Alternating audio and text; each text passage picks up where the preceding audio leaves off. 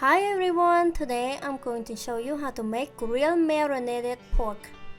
សួស្តីអ្នកទាំងអស់គ្នាថ្ងៃនេះខ្ញុំនឹងបង្ហាញអ្នកទាំងអស់គ្នាពីរបៀបធ្វើបាយសាច់ជ្រូកឬបាយស្រូបគ្រឿងផ្សំមានដូចជា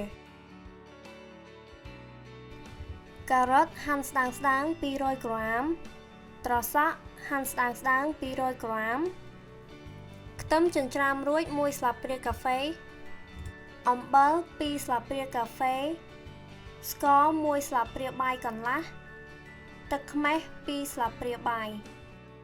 សាច់ជ្រូក900ក្រាមទឹកប្រេងខ្យង1ស្លាបព្រាបាយខ្ទឹមចិញ្ច្រាំរួច1ស្លាបព្រាបាយខ្ទឹមក្រហមចិញ្ច្រាំរួច1ស្លាបព្រាបាយស្ករ1ស្លាបព្រាបាយទឹកត្រី2ស្លាបព្រាបាយ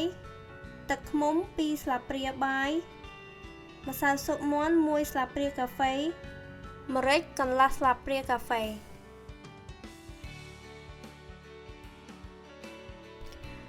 ឥឡូវខ្ញុំនឹងបង្ហាញពីរបៀបកាត់សាច់ពេលដែលកាត់សាច់គឺកាត់បែបនេះ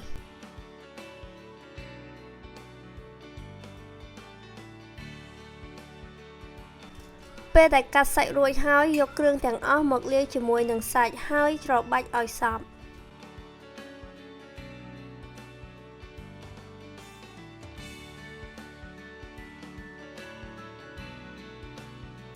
ពេលដែលច្របាច់សាច់រួចហើយបិទគម្របហើយទុកក្នុងទូទឹកកករយៈពេល3ម៉ោងទៅ1យប់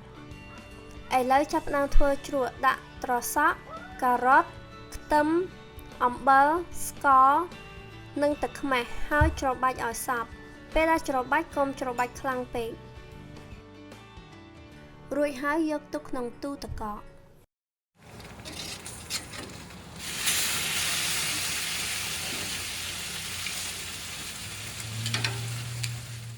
ឥឡូវចាប់ផ្ដើមធ្វើទឹកខ្លាញ់ដាក់ឆ្នាំងបើកភ្លើងក្តៅល្មមពេលឆ្នាំងក្តៅដាក់ប្រេងឆា5ស្លាបព្រាបាយ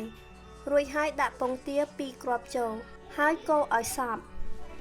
រួចហើយដាក់ស្លឹកខ្ទឹមចូលហើយកូរឲ្យសព្វ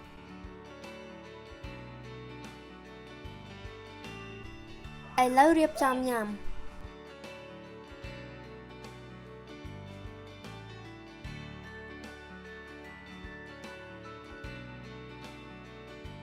ឥឡូវបាយសាច់ជ្រូកឬបាយស្រូបបានធ្វើរួចហើយកុំភ្លេចសាកធ្វើញ៉ាំណាហើយរសជាតិម្ហូបនេះបើលើខ្វះត្រង់ណាសូមថែមថយតាមចំណូលចិត្តអរគុណសម្រាប់ការមើលសូមចុចអក្សរ like និង subscribe ដើម្បីមើលវីដេអូផ្សេងៗទៀតហើយអក្សរ like និង subscribe នៅខាងក្រោមវីដេអូអរគុណ